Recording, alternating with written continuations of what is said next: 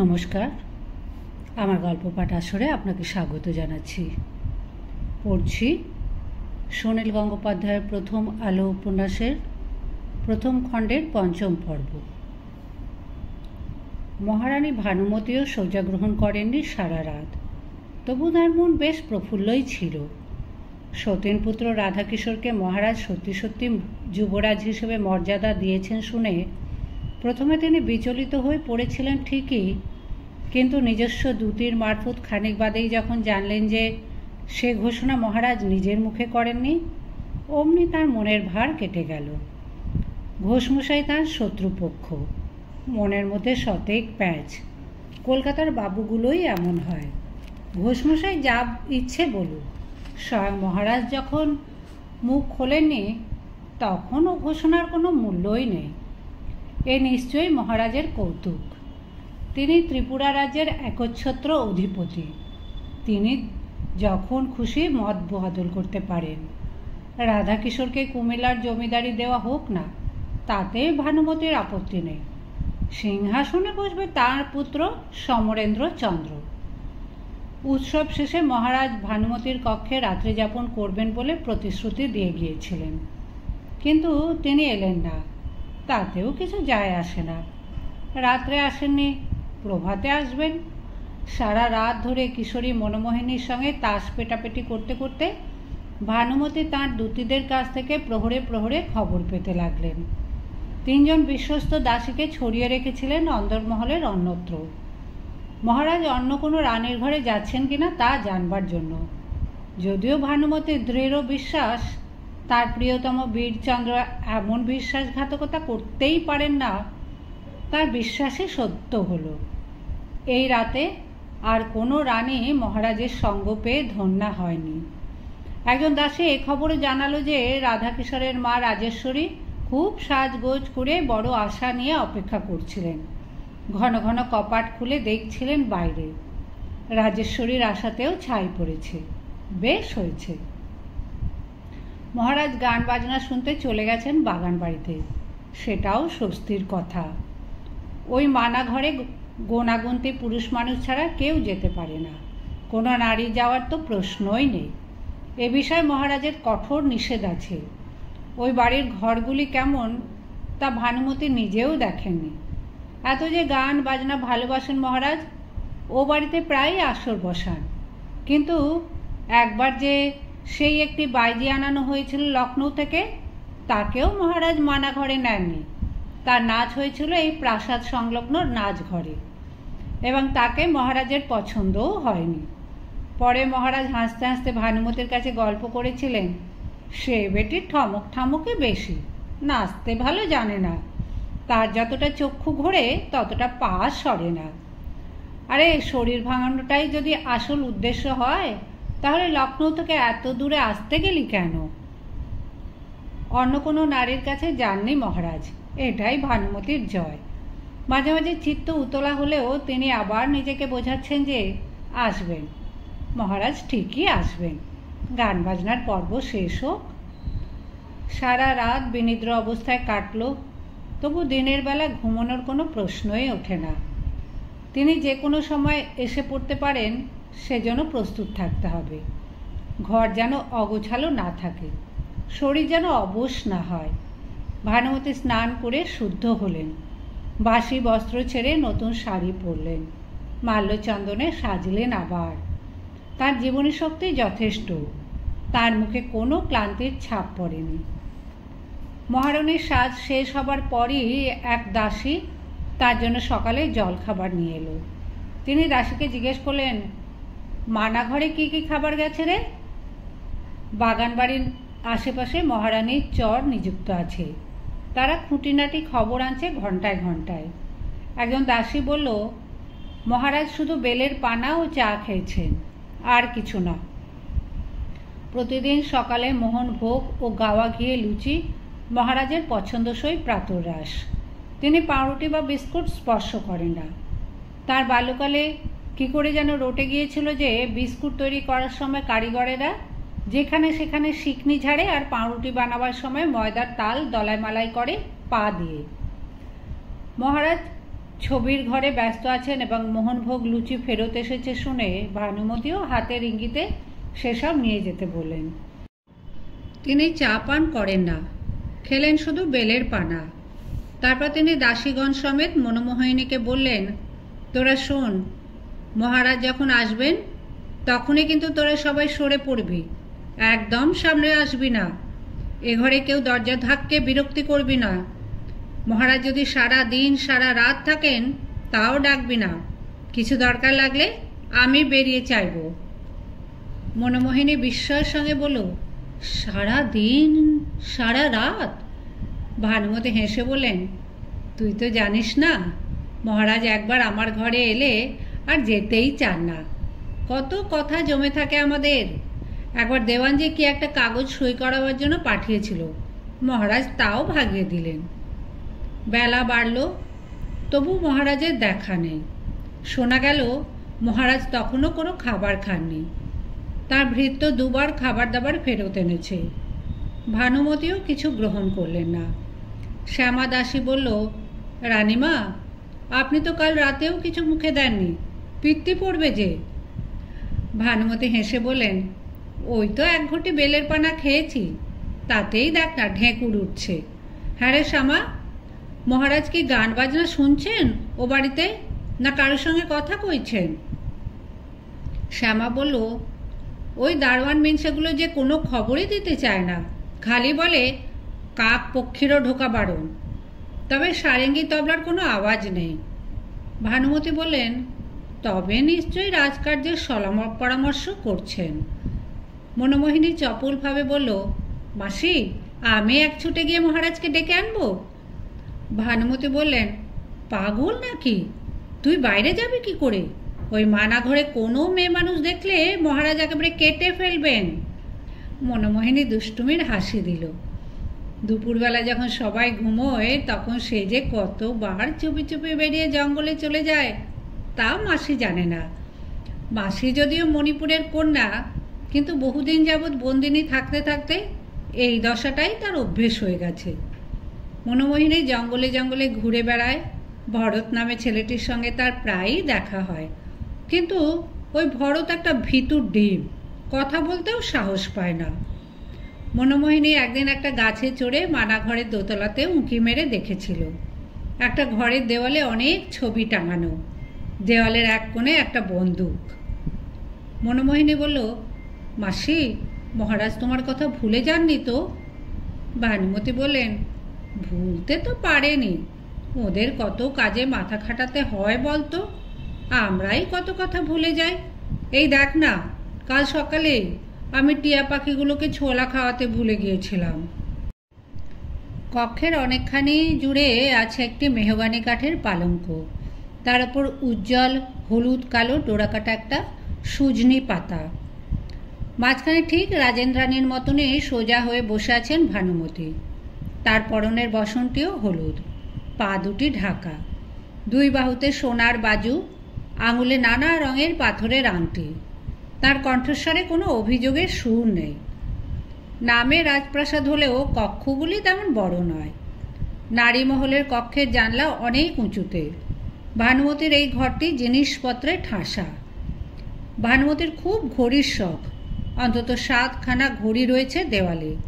তার কোনোটায় ঘন্টায় ঘন্টায় কোকিল ডাকে, আর কোনোটায় পুতুল কামার প্রতি মিনিটেই নেহাই ঠোকে। মেঝেতে মনোমোহিনী ও আরও কয়েকজন আত্মীয়া বসে আছে। দাসীরা আছে দরজার কাছে দাঁড়িয়ে, সবাই উদ্গ্রীব কখন মহারাজ এসে পড়বেন।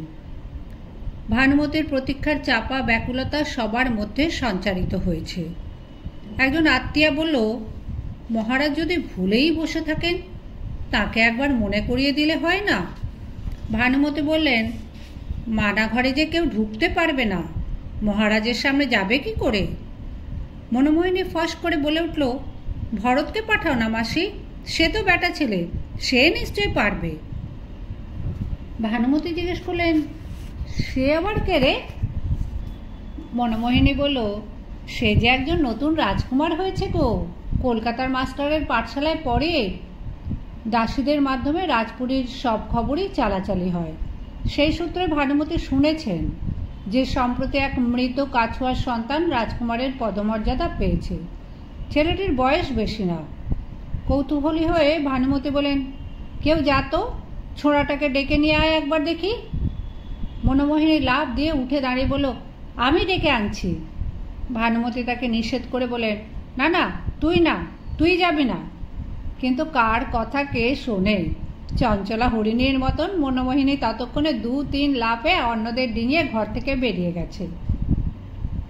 পুরনো আমলের রাজপ্রাসাদ, বর্তমানে রানী, দাসদাসী ও আশ্রিতদের সংখ্যা অনেক বৃদ্ধি পেয়েছে।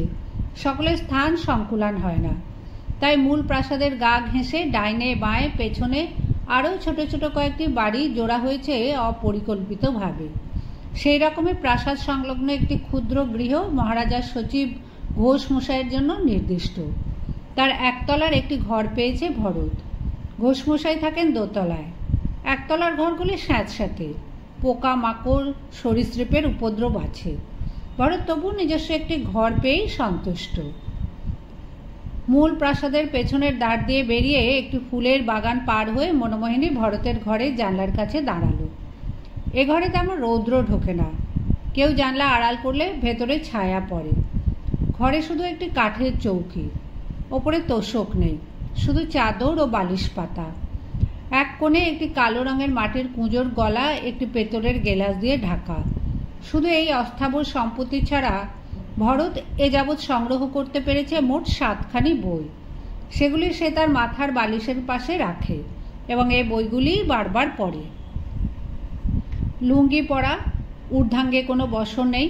খাটের উপর বসে ভরত একটা বই খুলে মনোযোগী হয়ে আছে। কাল বিজয়া দশমীর রাত গেছে, আজ ভাসান, পাঠশালার ছুটি। অন্যদিন এই সময় ভরত পাঠশালায় শশীভূষণের কাছে গিয়ে পাঠ নেয়, কিন্তু তিনি আজ কোনো কাজে কুমিল্লা শহরে গেছেন। বইয়ের ওপর ছায়া পড়তে ভরত মুখ তুলে তাকালো। আবার সেই কিশোরী। ভরতের বুক কাঁপে, রোমাঞ্চে নয়, ভয়। মনোমোহিনীকে দেখলেই ভরতের মনে হয় এ কোনো বিপদ ঘটাতে চায়। অন্য রাজকুমাররা সবাই তাকে বিদ্বেষের চোখে দেখে। তার সামান্য কোনো খুঁত ধরা পড়লে তারা তাকে শাস্তি দিতে ছাড়বে না। এ মেয়েটি কেন বারবার আসে তার কাছে? মনোমোহিনী চোখ পাকিয়ে বলল, এই, খুব যে হিজিবিজি পড়ছিস, বলতো অর্জুনের কটা বউ ছিল? ভরত এক দৃষ্টিতে চেয়ে রইল, কোনো উত্তর দিল না। মনোমোহিনী আবার বলল, পারলি না তো? ছাই লেখাপড়া করিস। আচ্ছা এইটা বল, অর্জুনের কোন বউ তীর ধনুক নিয়ে লড়াই করতে জানে? ভরত এবারে চুপ করে রইল। মনোমোহিনী ভেঙচি কেটে বলল, তোর নাম কি ভরত না জড় ভরত রে? ওঠ, উঠে বাইরে আয়। এবার ভরত জিজ্ঞেস করলো, কেন বাইরে যাব কেন? মনোমোহিনী বলল, তাহলে আমি ভেতরে গিয়ে তোর ঘাড় ধরে টেনে নিয়ে আসব। ভরত শান্ত স্বভাবের হলেও তার শরীর দুর্বল নয়, আর মনোমোহিনী ছিপছিপে গড়নের কিশোরী। সে ভরতের ঘাড় ধরে টেনে নিয়ে যাবে, এ কল্পনাও হাস্যকর। তবু সে অনায়াসে এরকম স্পর্ধার কথা বলতে পারে। মনোমোহিনী আবার বলল, শিগগির আয়, মহারানী তোকে ডাকছেন। আমার সঙ্গে না গেলে বীরু সর্দার এসে হিড়হিড় করে টেনে নিয়ে যাবে। ভরত বিশ্বাস অবিশ্বাসের দোলাচলে রইল। এর মধ্যে সে দেখেছে যে এই কিশোরীটি এ রাজ্যের পাটরানীর স্নেহধন্য, কিন্তু পাটরানী তাকে ডাকবেন কেন? সে আবার কি দোষ করলে? একটু পরেই একজন দাসী এসে যোগ দিল মনোমোহিনীর সঙ্গে। তার কাছেও এই বার্তায় স্বীকৃতি পেয়ে ভরতকে তৈরি হতেই হলো। মহারানীর সামনে কিছুটা সজ্জিত হয়ে যেতেই হয়, কিন্তু ভরত লুঙ্গি ছাড়বে কি করে? জানলার কাছে দাঁড়িয়ে আছে 2 স্ত্রীলোক। একটা ধুতি নিয়ে সে ভেতরের সিঁড়ির তলায় চলে গেল। তারপর গায়ে দিল একটা পিরান। সে বেরিয়ে আসতেই মনোমোহিনী তার পিঠে একটা কিল মেরে বলল, দৌড়ে দৌড়ে চল রে জড় ভরত। ভানুমতি ভরতকে কয়েকটা প্রশ্ন করেও তার মায়ের কথা মনে করতে পারলেন না। ছেলেটি কথা বলতেই চায় না।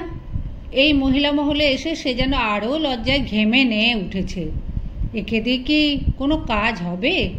মানাঘরের প্রবেশদ্বারে হুমদো হুমদো প্রহরীরা দাঁড়িয়ে থাকে, তাদের পেরিয়ে সে যাবে কি করে? তিনি জিজ্ঞেস করলেন, কিরে, তুই মানাঘরে গেছিস কখনো? ভরত দুদিকে মাথা নাড়ল। ভানুমতি অন্যদের উদ্দেশ্যে চেয়ে বলেন, তাহলে কি হবে রে? এ তো পারবে না। মনোমোহিনী আদুরে গলায় বলে উঠল, না মাসি, ওকে পাঠাও। ও কেন পারবে না? ও ব্যাটা ছেলে, দারোয়ানদের ফাঁকি দিয়ে একবার ফুরুত করে ভেতরে ঢুকে যেতে পারবে না? দুর্বলের উপর অত্যাচার করে অনেকেই আনন্দ পায়। বালক বালিকা কিশোর কিশোরীরাও তার বাইরে নয়। ভরত প্রহরীদের হাতে ধরা পড়ে কেমন জব্দ হবে সেটা ভেবেই মনোমোহিনী খলখল করে হেসে উঠল। ভানুমতি নিজের হাতের একটি আংটি ঘুরিয়ে ঘুরিয়ে বললেন, শোন ছেলে, তুই যদি মানাঘরের ভেতরে একবার যেতে পারিস তাহলে মহারাজকে শুধু বলবি মহারানী মহাদেবী তার জন্য দুয়ার খুলে বসে আছেন। শুধু এই খবরটা দিলেই তুই এই আংটিটা পাবি। ভরত আচ্ছা বলে বেরিয়ে গেল। যদিও যেতে তার পা সরছে না। মানাঘরের প্রহরীরা বিশেষ রকম ভীমাকৃতি, ওদের কাছে সে ঘেঁষে না কখনো, কিন্তু মহারানীর নির্দেশও অমান্য করতে পারবে না সে আরও আশঙ্কা করল যে অঘটন ঘটন পটীয়সী ওই মেয়েটি নিশ্চয়ই তার ওপর নজর রাখার জন্য পিছু পিছু আসবে। মনোমোহিনী অবশ্য এলো না। এমন প্রকাশ্যে বাগানবাড়ি পর্যন্ত যাওয়া তার পক্ষে সম্ভব নয়। চর এসে খবর দিল প্রহরীরা ভরতকে সিঁড়ির মুখ থেকেই ফিরিয়ে দিয়েছে। ভরত বসে আছে কাছাকাছি এক গাছের নিচে। মহারাজ দৈবাত বেরিয়ে এলে সে কথা বলার চেষ্টা করবে। দাসীদের মধ্যে শ্যামা যেমন চতুর তেমনই তার চটকদার চেহারা। রাজার বিশ্বস্ত প্রহরীরাও তার সঙ্গে কঠোরভাবে কথা বলে না। দু একজনের সঙ্গে তার গূঢ় সম্পর্কই আছে। ভানুমতি বললেন, শ্যামা, কেউ ভেতরে ঢুকবে না বুঝলাম। যারা পাহারা দিচ্ছে তাদের দিয়েই খবর পাঠাতে পারিস না? চিতুরাম ও বাড়িতে খাবার দাবার দেয়, তাকে বলবি যে কোনো ছুতোয় শুধু মহারাজের কাছে একবার মহারানী কথাটা উচ্চারণ করবে, তাহলেই ওর মনে পড়ে যাবে। শ্যামা সে দায়িত্ব নিয়ে ছুটে চলে গেল। এখন দ্বীপ্রহরের আহারের সময়, কিন্তু বাগান বাড়ি থেকে খবর এসেছে মহারাজ এখনও কিছু খেতে চাননি। ভানুমতি হাসি হাসি মুখে বললেন, তাহলে তো আমিও কিছু খাবো না। অন্যদের খিদে পেয়ে গেছে। মনোমোহিনী এর মধ্যেই টুকিটাকি কিছু খেয়ে এসেছে। প্রত্যেক দিন সে ভানুমতির সঙ্গে ভাত খায়। ভানুমতির সংকল্প শুনে অন্য কেউ খেতে গেল না। একটু পরেই সুসংবাদ এলো যে শ্যামা ও বাড়ির ওপরে উঠে গেছে। স্ত্রীলোক হয়েও সে কি করে ঢুকলো সেটা বিস্ময়কর হলেও শ্যামার পক্ষে সবই সম্ভব। প্রহরীদের সে পোষা কুকুরের মতন বশ করে ফেলেছে। কিন্তু শ্যামা ফিরে আসছে না কেন? খানিক বাদে ভানুমতি সত্যিকারের উতলা হয়ে উঠলেন। ওখানে তো তাকে ঘন্টার পর ঘন্টা থাকতে বলা হয়নি। কোনো প্রহরীর সঙ্গে গোপনে আশনাই করছে নাকি? মহারাজের কানে টুক করে কথাটা তুলেই তো সে ফিরে আসবে। শ্যামার কোনো বিপদ হলো? মহারাজ বীরচন্দ্র খুব ক্রুদ্ধ হলেও কারোকে চরম শাস্তি দেন না।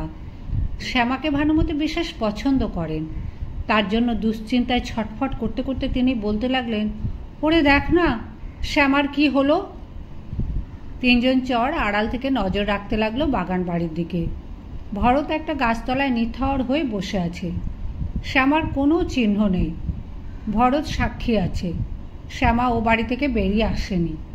প্রহরীরা কিছুই বলতে চায় না।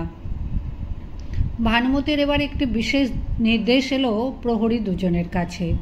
মহারাজের আদেশ তারা কারুকে ভেতরে ঢুকতে দেবে না সেটা ঠিক কথা, কিন্তু মহারানীর নিজস্ব দাসী শ্যামাকে তারা ভেতরে যেতে দিয়েছে। শ্যামা ও বাড়িতে কোথায় আছে এবং এতক্ষণ কি করছে তা যদি প্রহরীরা মহারানীকে না জানায় তাহলে প্রহরী দুজনের গ্রামের বাড়িতে আগুন জ্বালিয়ে দেওয়া হবে। প্রহরীরাও মহারানী ভানুমতির ক্ষমতা জানে। তার আদেশে শুধু দুটি বাড়ি কেন, পুরো একটা গ্রাম জ্বলে যেতে পারে। তারা ভানুমতির চরকে জানিয়ে দিল যে শ্যামা রয়েছে স্বয়ং মহারাজের সন্নিধানে অনেকক্ষণ। সে কোনো শাস্তিও পায়নি, কেননা তার এবং মহারাজের কথোপকথনও শোনা যাচ্ছে মাঝে মাঝে।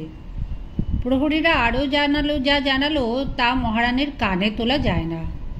একজন প্রহরী বন্ধ দরজার চাবির গর্ত দিয়ে দেখেছে যে শ্যামার অঙ্গে বসন নেই। সে রঙ্গিনীর মতন দাঁড়িয়ে আছে একটি চেয়ারের হাতল ধরে। শ্যামা 1 ঘন্টারও বেশি সময় ধরে মহারাজের সঙ্গে এক কক্ষে রয়েছে শুনেই ক্রোধে জ্বলে উঠলেন ভানুমতি। তিনি তীক্ষ্ণ স্বরে চিৎকার করে উঠলেন, শ্যামা, হারামজাদি, তোর এত সাহস! জিভ টেনে ছেড়ে দেব। আয়, শিগগির চলে আয়। যেন শ্যামা শ্রবণ দূরত্বে আছে, যেন সে মহারানীর হুকুম শুনতে পেয়েই ছুটে চলে আসবে। ভানুমতি আর কোনো যুক্তির কথা শুনতে চাইলেন না। তিনি বারবার শ্যামার নাম ধরে ডাকতে লাগলেন। দাসীরা আবার ছুটে গেল, কিন্তু ঘর বাড়ি পুড়ে যাবার ভয় থাকলেও কোনো প্রহরীর সাহস নেই মহারাজের কক্ষ থেকে শ্যামাকে ডেকে আনার। তারা দাঁড়িয়ে রইল বধিরের মতন। অপরাহ্ন শেষ হয়ে গেল। আকাশে বর্ণবাহার ছড়িয়ে সূর্যদেব অস্ত গেলেন। পাখিরা কুলায় ফিরল। গাছপালাগুলো ঝাপসা হয়ে গেল। মানুষের জীবনযাপনের শব্দ স্তিমিত হয়ে এলো। রাজপুরীর দেউড়ির দুপাশে দাউ দাউ করতে লাগলো 2টি মশাল। নির্দিষ্ট দাসেরা প্রতিটি কক্ষে রেড়ির তেলের প্রদীপ জ্বেলে দিতে এলো। মহারানী ভানুমতি এখন অপ্রকৃতিস্থের মতন ছটফট করছেন। পালঙ্ক থেকে নেমে একবার আলুথালু বেশে ছুটে বেড়াচ্ছেন সারা ঘর। কেউ তাকে ধরে রাখতে পারছে না। কখনো নিজেই শুয়ে পড়ে দাপাচ্ছেন হাত পা। অনবরত বলছেন, শ্যামা কোথায়? শ্যামা, তাকে ডেকে নিয়ে আয়। সে হতচ্ছাড়ি নাকে দড়ি দিয়ে টেনে টেনে নিয়ে আয়। এত বড় সাহস তার! কোথায় সে লুকিয়ে আছে? মহারাজের নাম আর উচ্চারণ করছেন না তিনি। এক অভিজ্ঞ কূটনীতিজ্ঞ প্রণয় পুরুষের প্রতিশ্রুতিতে বিশ্বাস করে বসেছিলেন এই রমণী। সরলা বালিকার মতন বিশ্বাস। এখন তার পুঞ্জীভূত অভিমান যেন বিষ হয়ে গেছে। সেই বিষের জ্বালা তার সর্বাঙ্গে। অন্য কেউ কোনো সান্ত্বনা দিতে পারছে না। সবাই নীরব। এমনকি চপল সভা মনোমোহিনী পর্যন্ত আড়ষ্ট হয়ে দাঁড়িয়ে আছে এক পাশে। একসময় লাফ দিয়ে খাট থেকে নেমে এসে ভানুমতি এক দাসীর টুঁটি চেপে ধরে ডাকিনীর মতন চক্ষু পাকিয়ে বিকট স্বরে জিজ্ঞেস করলেন, শ্যামা কোথায় আছে বল? তোরা জানিস, আমার কাছে লুকোচ্ছিস? দাসীটি প্রাণের দায় বলল, শ্যামা এখনো মানা ঘরে রয়েছে, আর কোথাও যায়নি। তিনি সত্যি করে বলছি রানীমা। ভানুমতি তার মাথা ধরে প্রবল ঝাঁকুনিতে বলেন, কেন তাকে ডেকে আনছিস না? যা যা। দাসীটি বলল, সে ঘরের দরজা বন্ধ, ভেতর থেকে কুলুপ দেওয়া। হঠাৎ থেমে গেলেন ভানুমতি। তার হাত অবশ হয়ে গেল। চক্ষু থেকে নেমে গেল তেজ। তিনি নিঃশব্দে দাঁড়িয়ে রইলেন কয়েক মুহূর্ত, যেন একটা কাঠামোবিহীন খড়ের মূর্তি। এখনই খসে পড়বেন ভূমিতে। ফাঁকা গলায় বললেন, তোরা যা, সবাই যা, কেউ থাকিস না, আমি এখন শোবো। একে একে সবাই বেরিয়ে গেল ঘর থেকে। মনোমোহিনী ইতস্তত করছিল। ভানুমতি তাকেও বললেন, চলে যা এখান থেকে। তারপর দরজা বন্ধ করতে করতে বলেন, আর আমাকে কেউ ডাকবে না, এই দরজা আর খোলা হবে না। কোনো কোনো সংবাদের প্রচার মাধ্যম লাগে না। কোনো কোনো সংবাদ দেওয়াল কিংবা বন্ধ দরজার বাধাও মানে না। গভীর রাতে মহারাজ বীরচন্দ্র যখন বাগানবাড়ি থেকে ছুটে এলেন প্রাসাদে, ততক্ষণে ভানুমতির ঘরের দরজা ভাঙা হয়ে গেছে। সারা সন্ধে সেই দরজার বাইরে ভিড় করে দাঁড়ানো নারীরা শুনছিল ভেতরের কাতর শব্দ, শুধু বুক ফাটার তীক্ষ্ণ আহ আহ ধ্বনি। অন্য মহল থেকে ছুটে এসেছিল রানীরা। শত ডাকাডাকিতেও দরজা খোলেননি ভানুমতি। একসময় তাঁর সে আর্তনাদও থেমে গিয়েছিল। তারপর আর কোনো সারা শব্দ নেই। তখন কুমার রাধাকিশোরের নির্দেশে দরজা ভেঙে ফেলা হলো। মহারাজ বীরচন্দ্র পালঙ্কের পাশে দাঁড়িয়ে দেখলেন ভানুমতির বুকের উপর দুহাত চাপা, চক্ষু দুটি খোলা। প্রাণবায়ু নির্গত হয়ে গেছে অনেকক্ষণ আগে। সারা ঘরময় ভানুমতির অলঙ্কার ছড়ানো। কাছে কোনো বিষের পাত্র নেই, শরীরে কোনো অস্ত্রাঘাতের চিহ্নও নেই। রাজবৈদ্য দীর্ঘশ্বাস ফেলে জবাব দিয়েছেন। বীরচন্দ্র আস্তে আস্তে হাঁটু গেড়ে বসলেন ভূতপূর্ব মহারানীর পায়ের কাছে। ফুঁপিয়ে ওঠার আগে বললেন, ঘরটা ফাঁকা করে দাও, এখন এখানে কেউ থাকবে না।